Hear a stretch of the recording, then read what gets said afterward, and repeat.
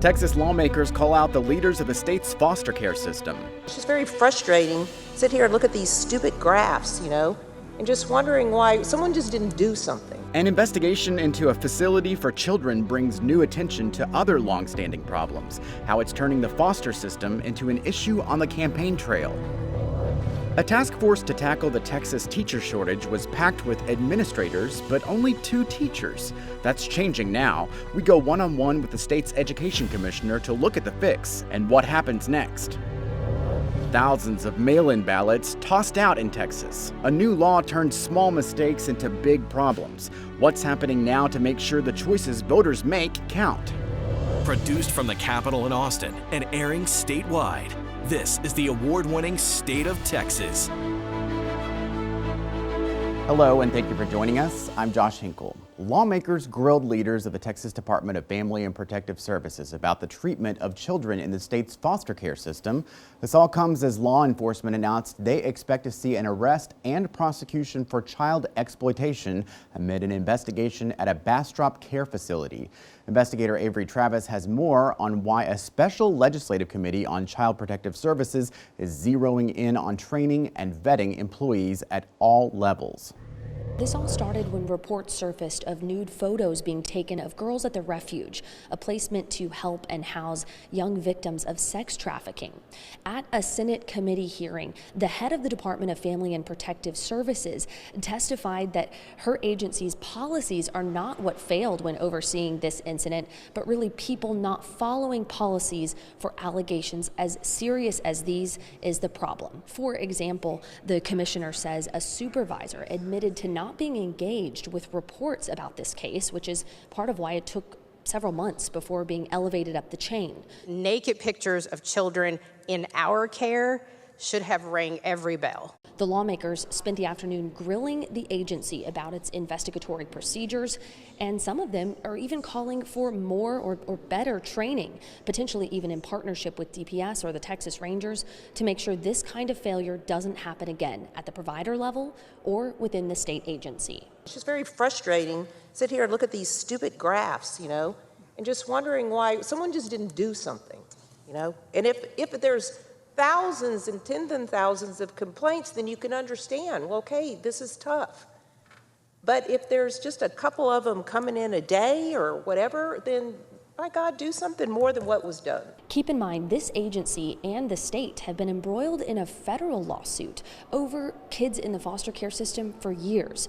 Now, the close monitoring of that system by the courts under the lawsuit was also a big topic of discussion at this Senate committee hearing. Now, the committee is supposed to give their full report on the CPS system to the rest of the Senate by the end of the year. So we'll be following this committee's meetings, but also the investigation into allegations about the refuge here and on KXAN.com. For State of Texas, Avery Travis. Thanks, Avery. This Senate committee was convened in direct response to claims about nude photos being taken of girls at the refuge. Those claims were laid out in a letter that was filed in federal court earlier this month. But this week, DPS Director Stephen McCraw says allegations about trafficking and abuse at the facility may not have been pervasive as the court document made it seem. In fact, McCraw says there were notes about some of the information not being verified that were removed from the document. He expects Bastrop authorities will prosecute someone for sexual exploitation of a minor, but local authorities are still waiting on digital evidence. The allegations are drawing new attention to problems with the foster care system. It's a crisis that's been going on for more than a decade. Of course, this year is an election year, and as Capitol correspondent Monica Madden reports, the topic is now becoming a campaign issue in the race for governor.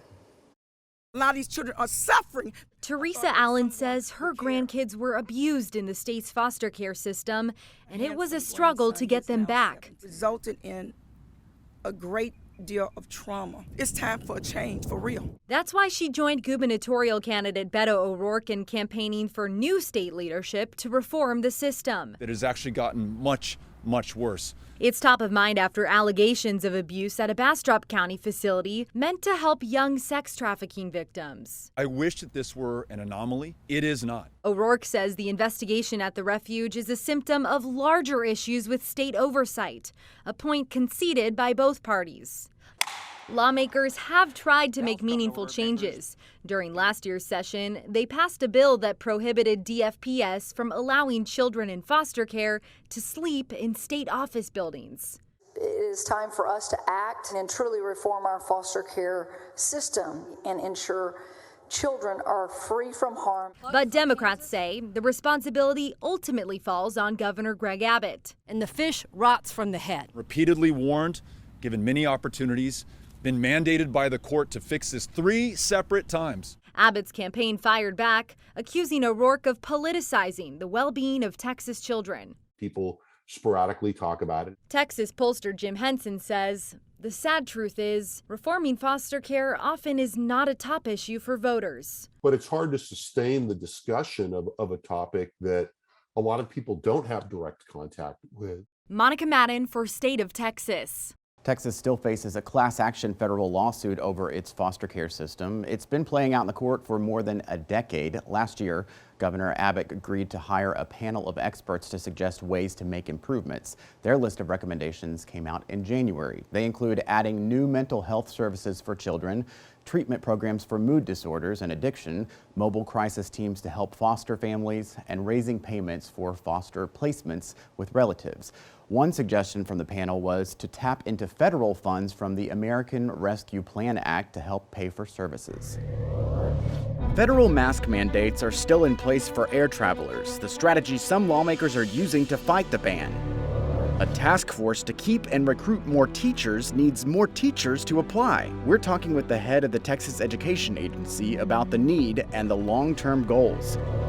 And we're getting new insight into how difficult it was to vote by mail in the last election. There were lots of hurdles to trying to make this happen. The problem that kept thousands of Texans from having their vote count, and what's being done to fix the issue.